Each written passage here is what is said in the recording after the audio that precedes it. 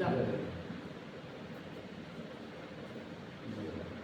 इस वजह से हमें उजाले की ओर जाना चाहिए।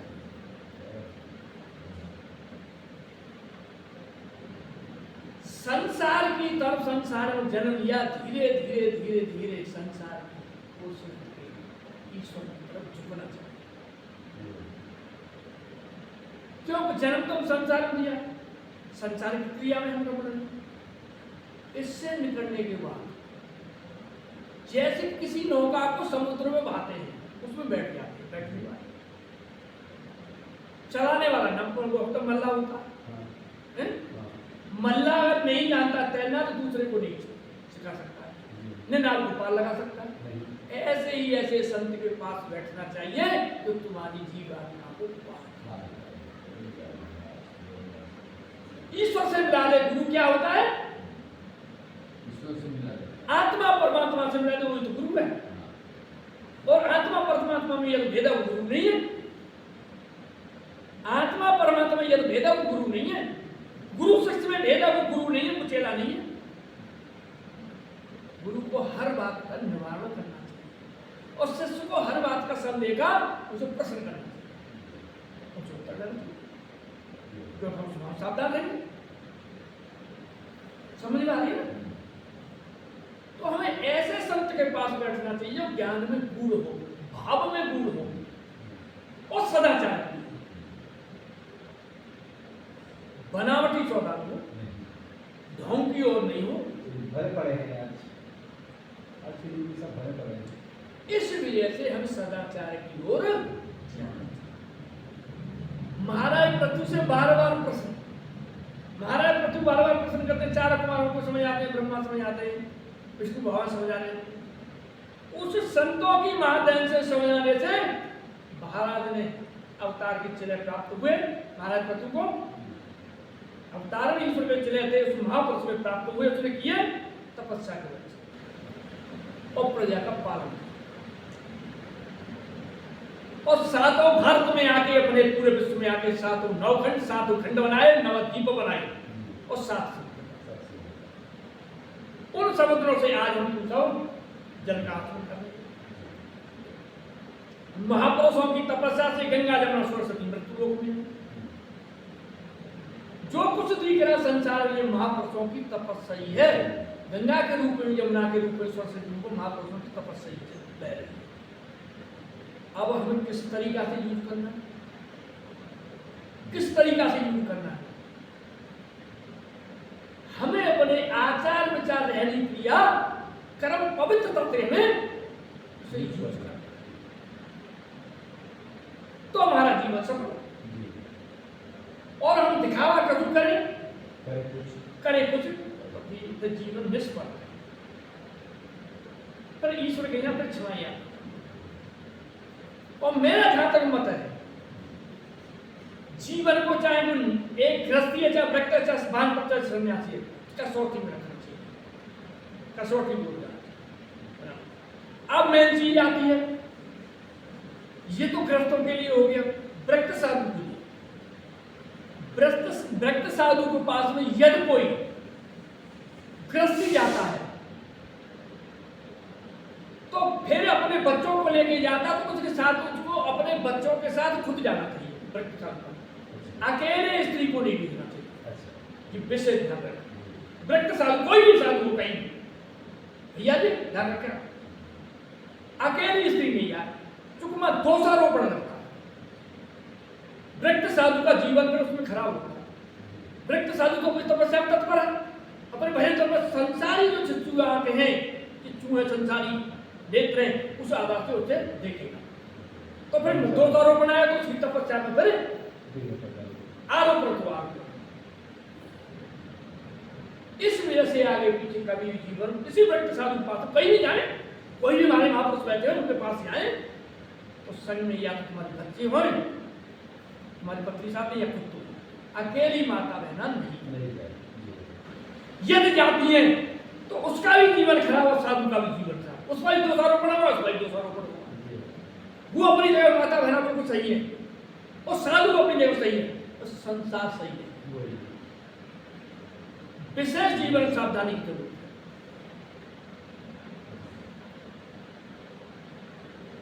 तो जीवन सदाचार ही ईश्वर की प्राप्ति है।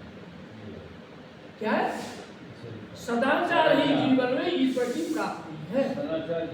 दुराचार ही हमारे जीवन नरक की प्राप्ति है। कहीं भी रहें, कहीं भी कहूं, किसी क्षेत्र में कहीं भी हो, ईश्वर को ध्यान करते हुए और आगे बढ़ो और गुरु की कृपा को प्राप्त करो। महापुरुषों की कृपा,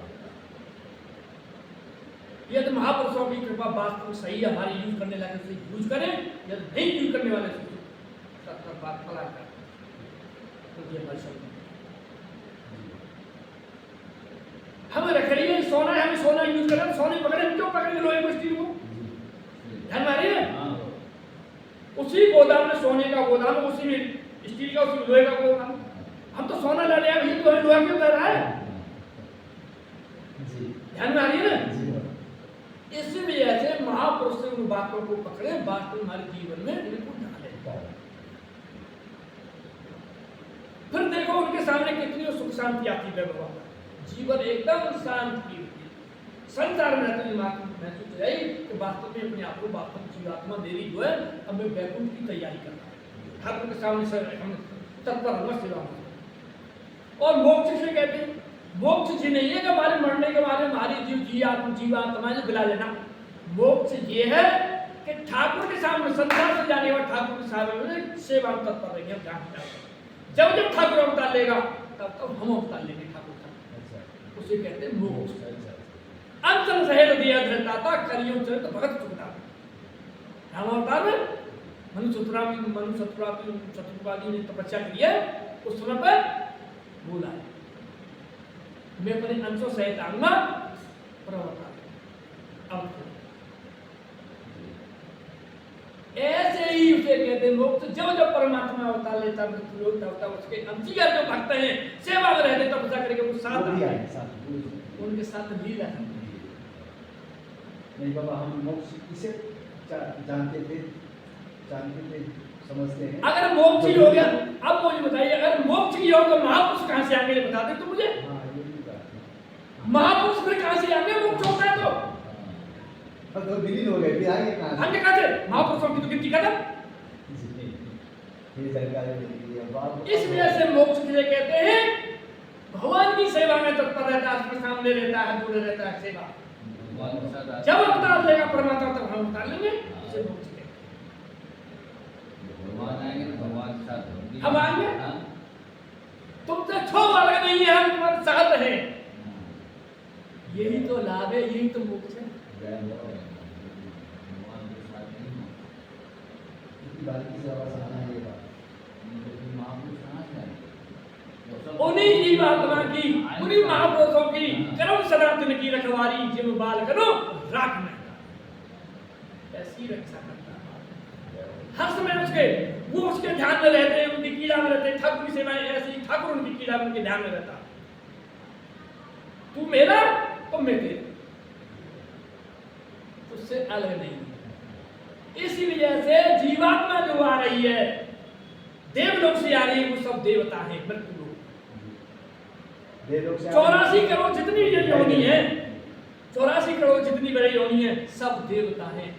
प्रतिमा बना रहे हैं, हनुमान जी मूर्ति बना रहे हैं, राम जी की मूर्ति बना रहे हैं, कृष्ण की बना रहे हैं, प्रिया प्रीतम की बना रहे हैं। इतनी बड़ी हमारी माता इतनी बड़ी शक्ति है, सरस्वती है, गंगा जमुना की मूर्ति बना रहे हैं, देवियों की मूर्ति बना रहे हैं, देवताओं की मूर्ति बना रहे हैं। 33 करोड़ देवताओं को लेख लिख रहे हैं, वेद शास्त्रों को लिख रहे हैं। देवता को ही केवल विकसित न करो कर्म कर्म के आधार से हो गया। तुम्हारे कर्म अलग है, मेरे कर्म ऐसे ऐसे, ये दोषारोपण लग गया। कुछ नहीं संसार में और कुछ है ही नहीं है, केवल यही दोषारोपण है। इस दोषारोपण समझ लो संसार क्या कह रहा है, इस पर ध्यान मत दो। हम क्या कह रहे हैं, हमारा ईश्वर क्या कह रहा है, हम उस पर ध्यान। हम क्या करना है, हमें अपना भविष्य अपने आप संभालना है। हमारी पत्नी या हमारे बच्चे हमारे भविष्य को नहीं संभालेंगे। मर के जाएंगे तो हम अकेले जाएंगे, ईश्वर के पास में हमारे साथ कोई नहीं जाएगा। हमने कर्म किया, हमें भोगे, कोई दूसरा नहीं भोगेगा।